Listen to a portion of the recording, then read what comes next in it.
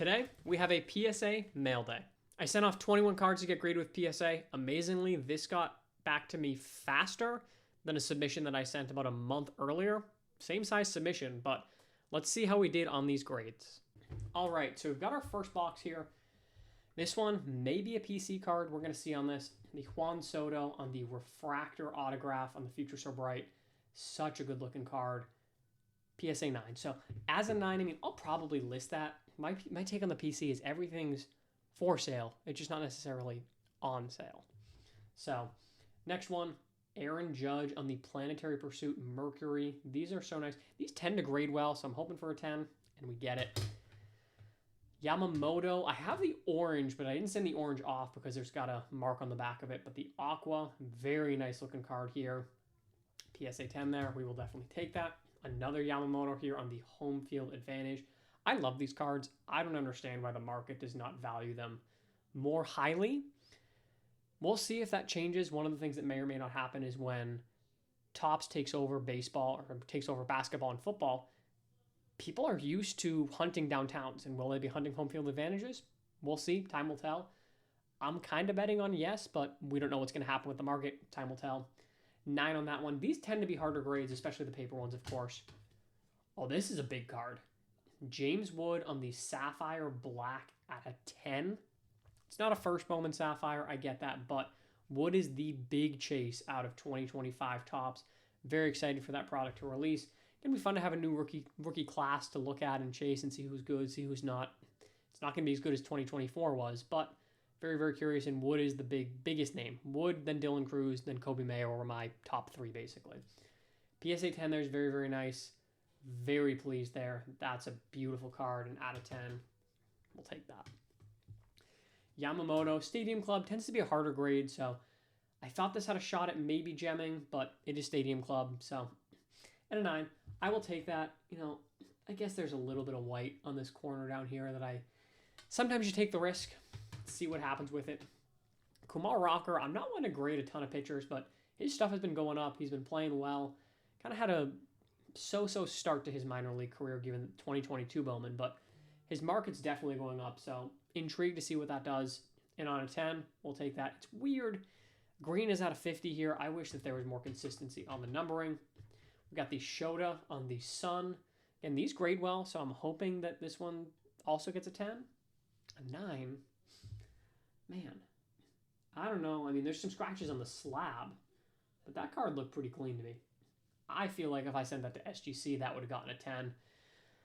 We'll see. It's probably not one. It's not a big enough card that it's worth cracking and trying to send back somewhere else, but we'll see what I decide to do there. Ellie on the Magenta rookie debut. Number 14 out of 399. 10. Can't go wrong with a PSA 10 Ellie. I'm very curious on this Ohtani. So it looked really good to me. I did get this from somebody who it was literally just like raw and a penny sleeve in a pile of cards that they were looking to sell me. So I was surprised at how solid it looked. I mean, maybe there's a little white on that corner, but overall, it looked to be in really good condition considering that. And given that it's Ohtani, I figured I'd take a risk on it, hoping for a 9, hoping for a 10, expecting a 9. An 8. I don't agree with that. This may be one that I crack out and try and send to SGC. I don't know. I feel like that's really harsh. I don't see anything. I will always look over cards after I'm done with the videos here once I see what the grades are, but that seems unnecessarily harsh. Jackson Merrill, another home field. So we've gotten an 8 and a 9 so far on home fields. Can we hit a 10?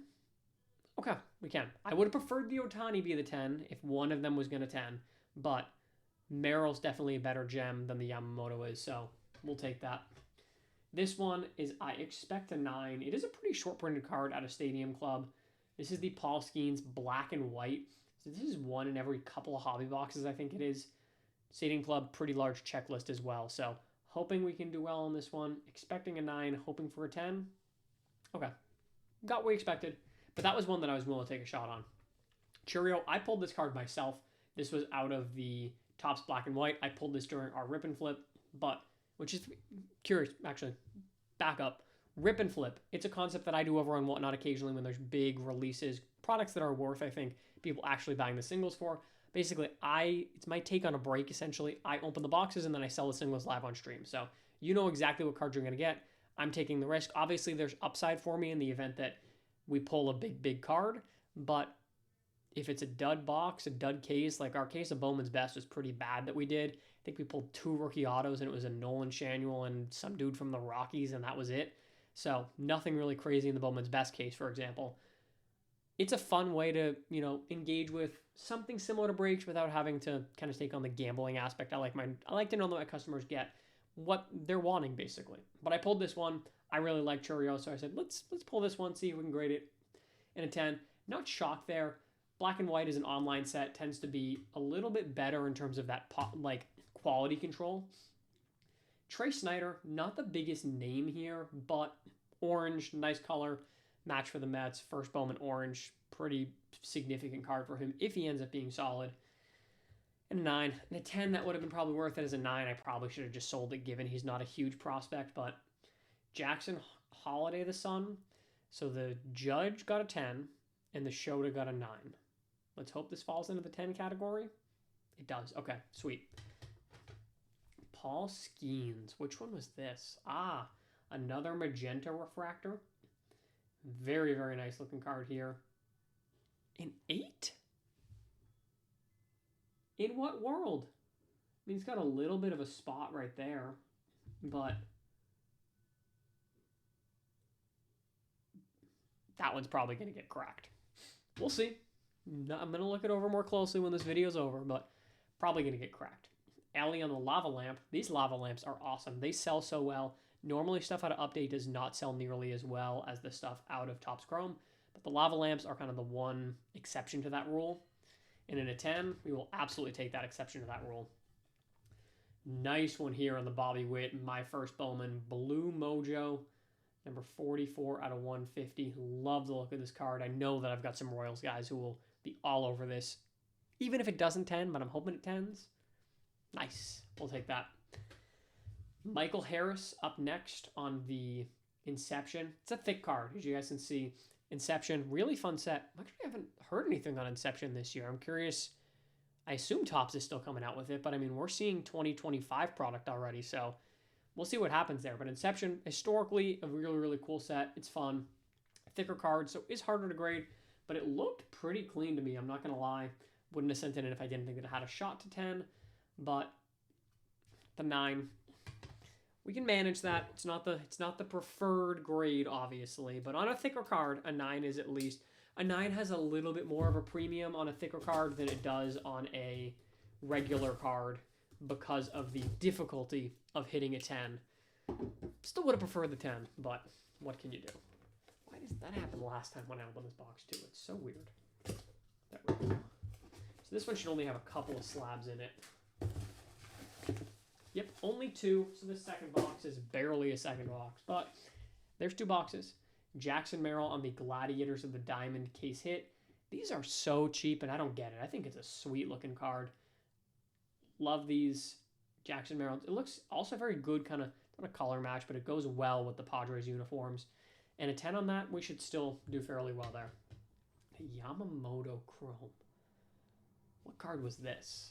It's always fun not remembering. Oh, a Blue Ray Wave. And this is the true rookie, not your rookie debut. Blue Ray Wave out of 150. 9 there. Okay, so that was honestly, a pretty split submission. I think we were about 50-50. And 1, 2, 3, 4, 5, 6, 7, 8, 9, 10, 11 10s, and 8 9s, and 2 8s. So in terms of a gem rate, it's not very good, from being perfectly honest. Happy with some of those cards that graded well, but definitely is not what I would have looked for or hoped for. Actually, I maybe actually counted that wrong, but I think it was 11 out of 10. Definitely not what you're looking for in terms of a gem rate. We'll still do fine. We got some big gems, very nice cards, and it's still worth taking the risk here, but that's one of the things with the risks of grading. You never know what you're going to get. All depends on, with the subjectivity of it, it's always really, really hard. And it seems like subjectively this submission maybe wasn't as strong. We've got another submission that actually just popped today. It ships out to me hopefully today. We'll see if PSA gets that out, but be on the lookout for that. We'll have another video. Want to be doing more grade reveals. I've got cards at SGC right now. I've got a fat stack of like 40 plus cards more that I need to send out to get graded. So gonna have more grade reveals, gonna have more box openings, obviously more of the educational content, business updates, etc., etc. If you want to see that, make sure to follow along. As always, I appreciate you guys checking out the video. Catch you in the next one.